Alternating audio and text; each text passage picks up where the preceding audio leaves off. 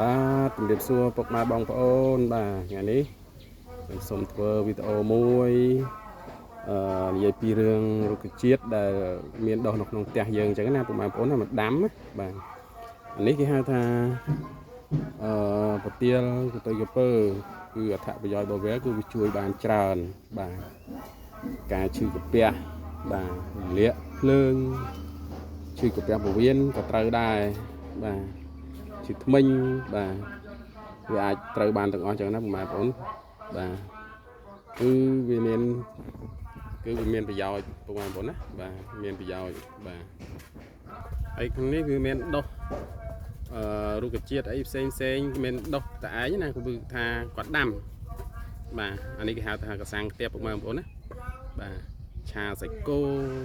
បាទឡុកឡាក់បាទសលក់ជាមួយសាច់អីផ្សេងសាច់ពិសេសសាច់អីបាទវាឆ្ងាញ់បងប្អូនណាបាទគឺមានដីគឺដាំមិនអត់ប្រយោជន៍ទេបងប្អូនណានេះបាទបងប្អូនឃើញទេដំណាំគឺការដាំដុះនៅក្នុងផ្ទះគឺវាមិនអត់ប្រយោជន៍ទេបាទនេះតែពេញប៉ោះដាំនៅផ្ទះយើងណាបាទពេញប៉ោះបាទគេផ្លែបងប្អូនស្រស់ស្អាតឯធម្មជាតិបាទវាធម្មជាតិណាបងប្អូនឃើញថាឥឡូវវាច្រើនណាស់នេះផ្លែច្រើនពេញប៉ោះនេះបាទអានេះជាលទ្ធផលយើងដាំវាមិនបានបាទថែសារមិនទឹកមិនអីចឹងទៅកាន់បេះស្លបេះហូបអីខ្លះដែរมันអត់ប្រយោជន៍បងប្អូនបាទហើយនេះទ្របគេថាផ្លែហើយល្អណាស់មើលស្លឹកបាទហើយទ្របនេះចាប់ដើមផ្លែឃើញបងប្អូនបាទគឺសិតតែរបស់ធម្មជាតិដាំខ្លួនឯងនៅគៀកផ្ទះបាទល្អនេះបេះ4-10 ដងហើយនៅតែផ្លែអញ្ចឹងរហូតបងប្អូនឧស្សាហ៍យើងស្រោចទឹកអញ្ចឹងណា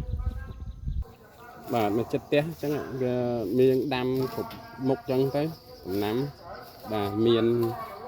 សឹកម្លូឥឡូវត្រូវការបាទត្រូវការម្លូមានបាទអាសែនស្រោហូបបាទគឺតែមានម្លូ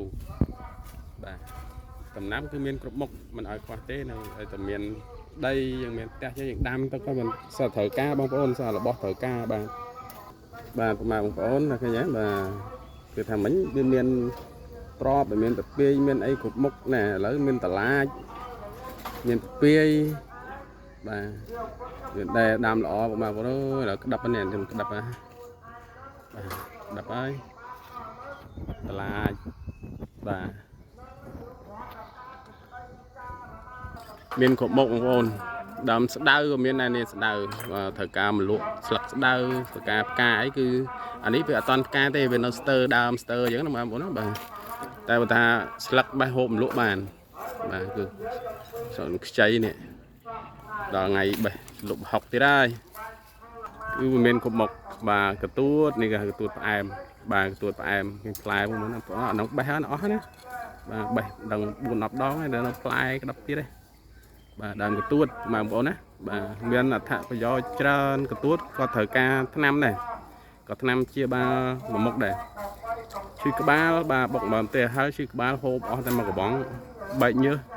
ស្វាងចេះបាទ